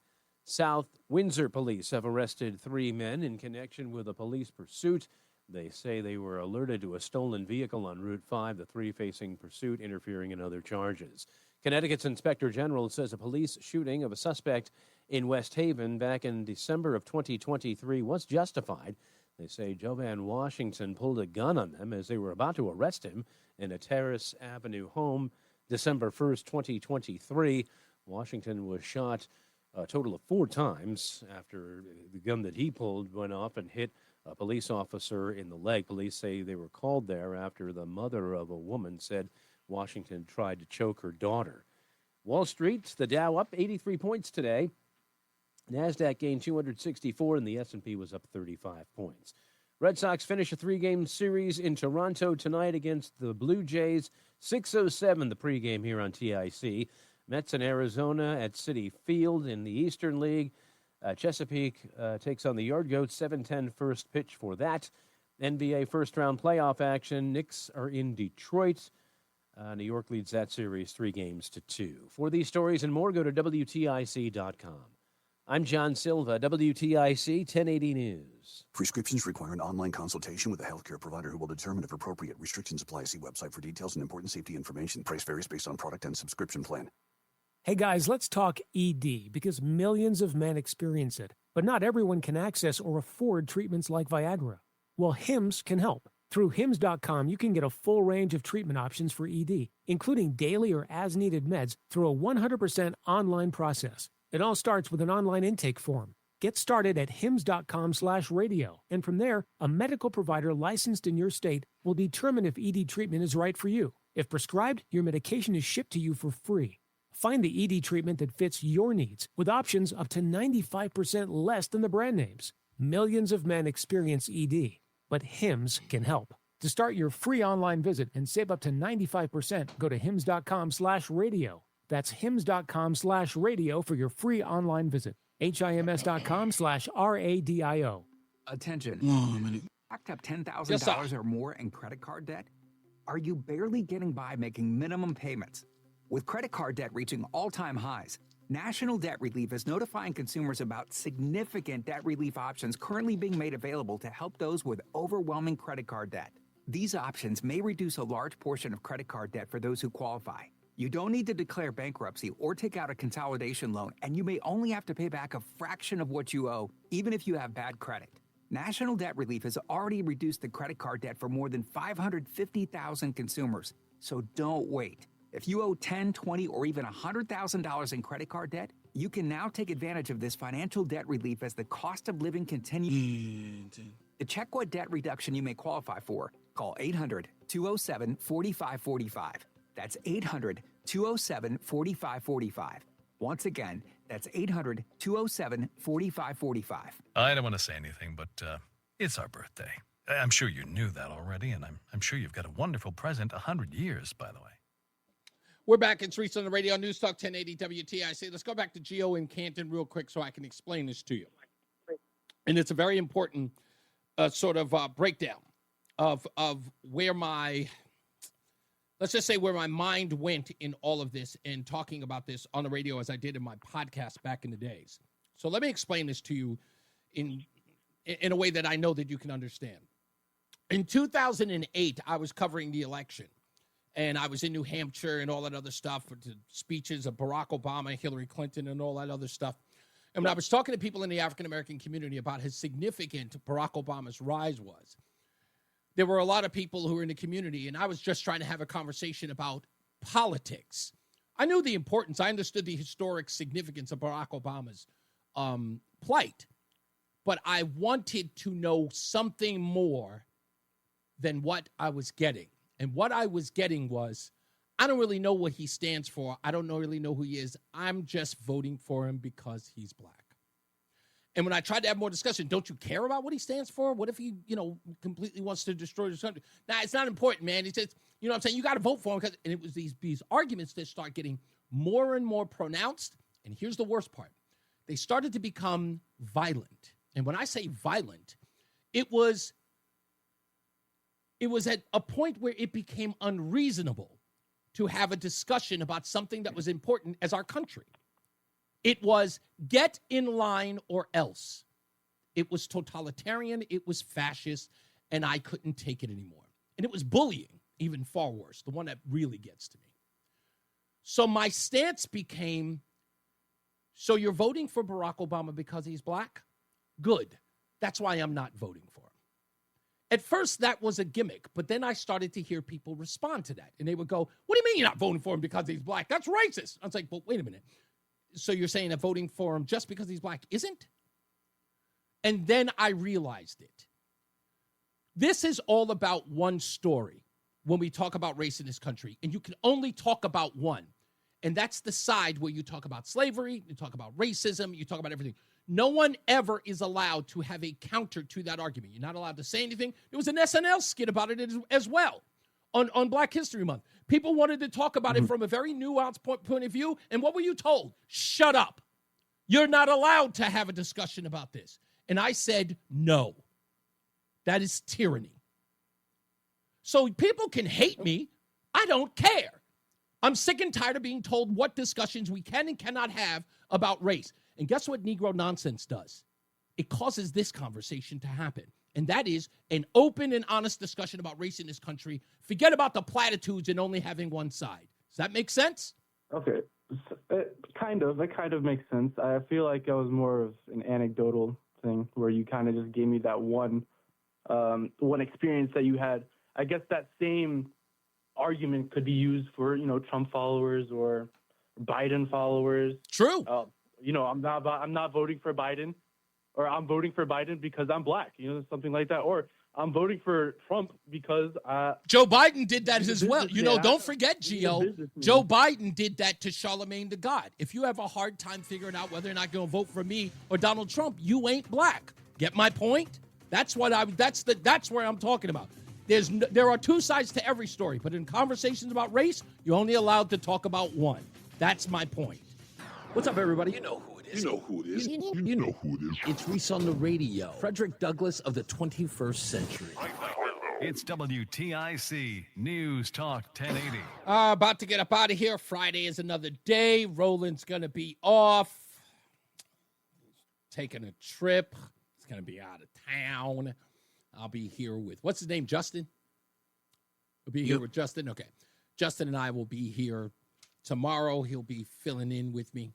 We'll be, I'll see if I could get him off his rocker. I'm gonna probably haze him a little bit when he gets in town. I haven't seen him in a while. Where's he coming from? Springfield, right? Is that where he comes in from? I believe so. Yeah. Anyway, so we'll have him here tomorrow. He refuses to talk on the mic. Is that his deal? Like he's very reticent to get on the microphone. I'll give him some razzing, if you will. Let's get to the phones. If you want to call and be the last but not least caller of the day, get on the horn. You don't really have to just speak. Just be on the line. Just call us at 860-522-WTIC, 860-522-9842. So you could be the last but not least caller of the day. So you could win a dozen bagels from our sponsor, Between Rounds, the Bagel Bakery and Sandwich Cafe, located in South Windsor, Manchester, and Vernon, our good friends. All right, so let's take Joe in New Hampshire, Wall Street. Joe, what's going on, sir? Yeah, I've been wondering for a little while since the weekend. When do you have plans, or when are you going to get Jordan Hudson on your show for a guest? Jordan Hudson. Do I know who Jordan Hudson is? Am I forgetting that name for some reason? That name is escaping me. I think you profess to know a lot about sports.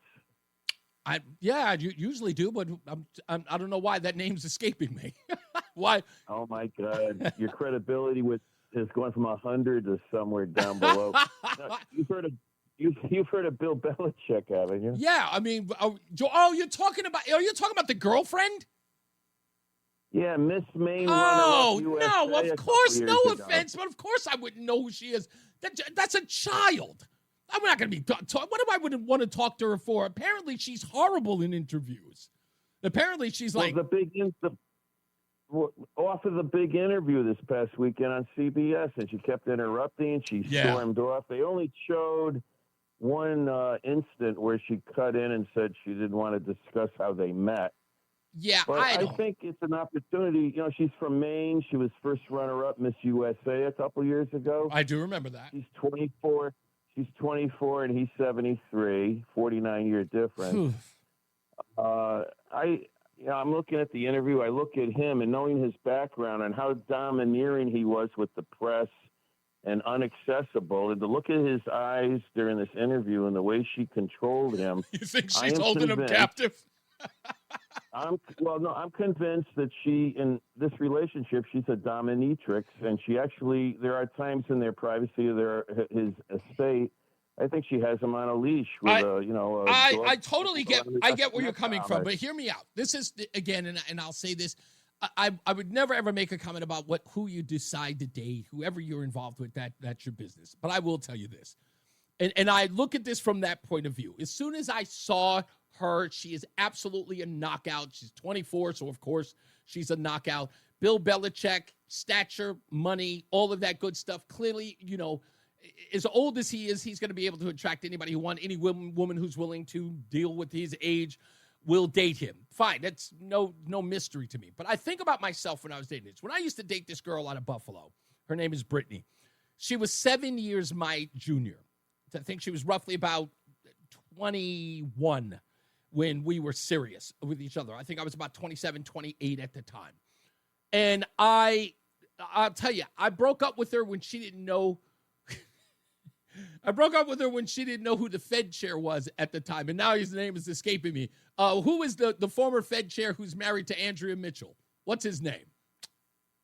Somebody knows his name in the chat room. But yeah, she didn't know who he was. He was on television. She couldn't identify him. And I went, I think we have to break up. The only person she knew was who Monica Lewinsky was.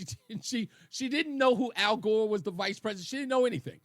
And that's what I think about when I see Belichick with this young lady, is what could the two of them possibly have to talk about at all, if anything? He needs someone for the first time in his career to tell him he's subservient and she's the boss. Alan Greenspan? And it's it's a fetish that he has to satisfy. I really think that. Yes. That's their business, by the way. And Roland just cleared it up.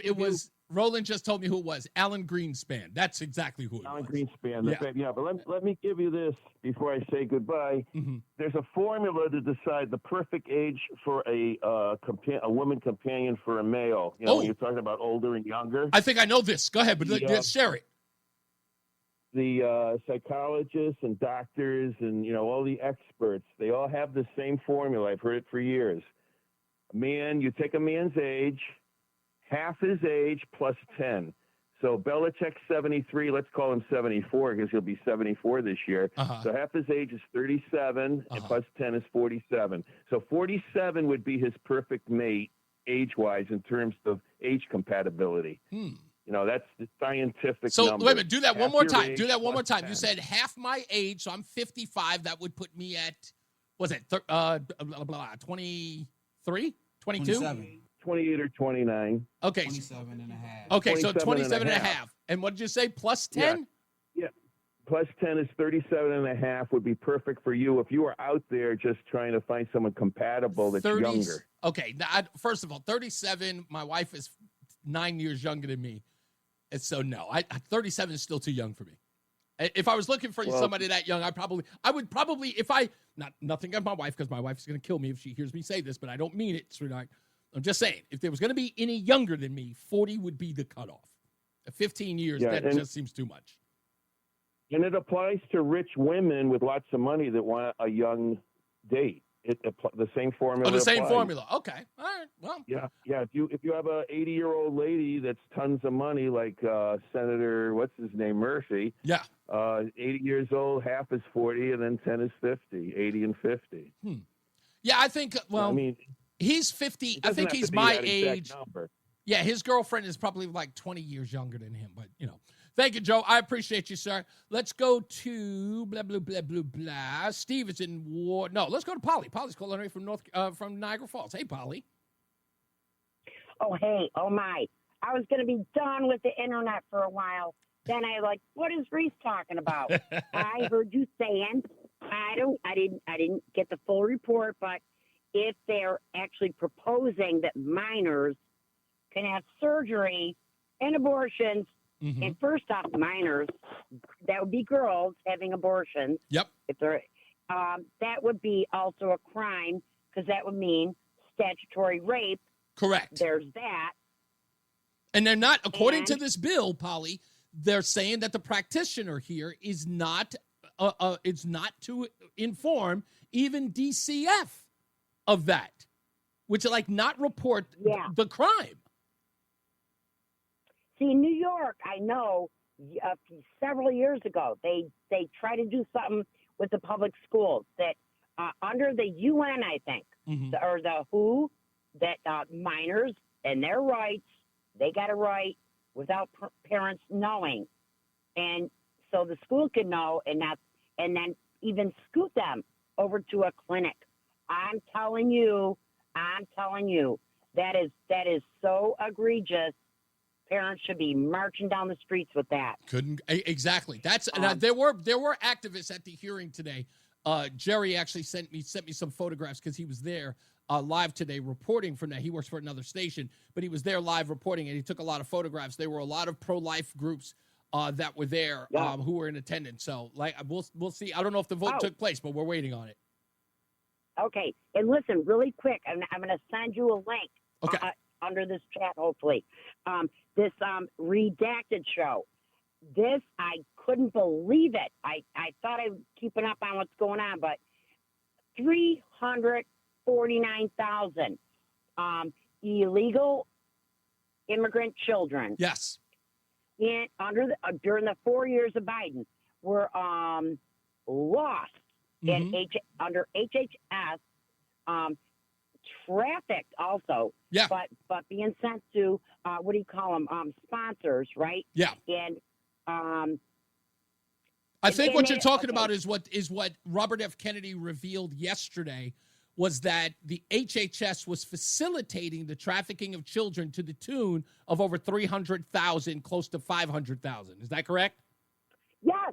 Yeah. And listen. Remember the Walmart plumbing issue closings? Yes. It turns out, I guess, and I don't know if it's tied directly, but a lot of Walmarts were being used to house these children. Wow. And then you got the government workers under the care, or these children under their care, a lot of them being also abusive. Yeah. Criminals, and then let alone where they send them to. And under, it's criminal beyond belief. You're talking about 1/3 children. Yeah. I have that audio. I'm going to be playing that tomorrow during the show because it's a slow news day, but I got all of that stuff set up. Thank you, Polly. I appreciate you, dear. Let's get one more in here. We might as well. Why not? Let's go to Mona, who's calling from South Windsor. I've always loved that name. Hello, Mona. You know, last week or 2 weeks before, I won the bagels. Oh, you already won? Yeah, but the trouble happened is I put out all the information. I sent my license, and I didn't get any information, text back or anything, that I was okay. You know what? Pause, So Mona. that's why I was calling. Pause, Mona. We'll make sure that's taken care of. Give me 2 seconds. All right. So I guess last but not least is going to be our good friend Joe in Coventry. Hello, Joe. Hey, Reese. How's it going? Pretty good, sir. I'm going to make you my last but not least caller of the day. Is that okay? That is fine with me. I just wanted to end your night on a happy note. What do you got? I just wanted to commend you for identifying as a man. Thank Not you. as a black man, just as a man. I think that's what we need to strive for. Exactly. And that's, again, I'm going to push that narrative no matter who resists. And I know there are going to be some people who are going to come after me for it, but I don't care. Like I said, I'm going to stand strong. And the best part about it is I tell this to my kids, is that when you are facing a string of or a sea of opposition, you have got to stand firm. The measure of a man, the measure of any person for that matter, is being able to face down your opposition and not back down. If you believe in truly who you are and what you believe, you have got to stand firm. If you waver, you are no more sheep than they are. I believe that. Don't succumb. Don't be a sheep. That's right, indeed. Thank you, sir. Let me put you on hold, and we will get Joe his dozen bagels a month for 6 months, courtesy of Between Rounds, the Bagel Bakery and Sandwich Cafe.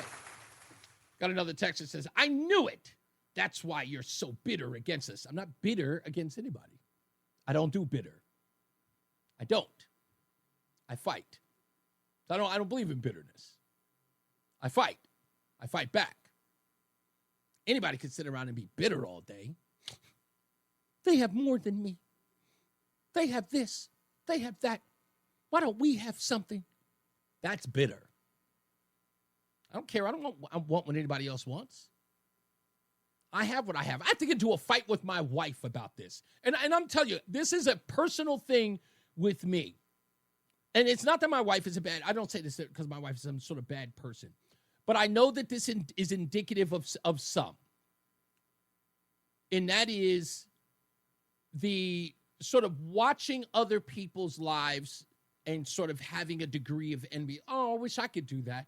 Oh, I want to do that. And then you start evaluating your life, right? You start looking at your own life and you just say, how come they have this and they have that? I want that too. And you start measuring your own life through others. But what people don't see is that you are demeaning and belittling and diminishing your existence in doing that. Not acknowledging what you have, the gifts that are yours, the gifts that God gave you. Not celebrating what you have. I did the weirdest thing yesterday, and I was telling my wife about it. I went into the kitchen, and I went to go open up the refrigerator, and the refrigerator has this dial on the bottom of it. It's a Whirlpool, and it's got the temperatures on the thing, and I opened it up, and I looked at it. And for some odd reason, I got this sense of pride that just says, I've got a refrigerator with temperature on the outside digitally on there. And I really felt good about myself.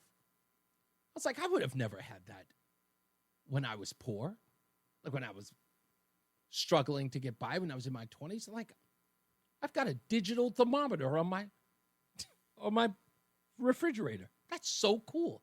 And I could afford to buy that. I'm the luckiest man on the planet. That's the way I felt. And I know it sounds silly and corny, but I really do believe that. Cherish what you have. Cherish who you are. Cherish the time you're in. As I always say, radio is free, so we thank you for paying attention. Remember to keep JC in your hearts and in your minds. Sean Patrick, we love you and we miss you. Remember that panic is not planning, so plan your work and work your plan. Me, I'm Reese on the radio. You, be good. We'll see you tomorrow. Jason Catarina's got weather, and I'll say this about traffic. If you're stuck in traffic and Mark is going to tell you about it, take that time to listen to an audiobook. Take that moment while you're crawling through traffic to love life. Mark Christopher's in the BPS Traffic Center. Mark, tell them where they're going to enjoy life.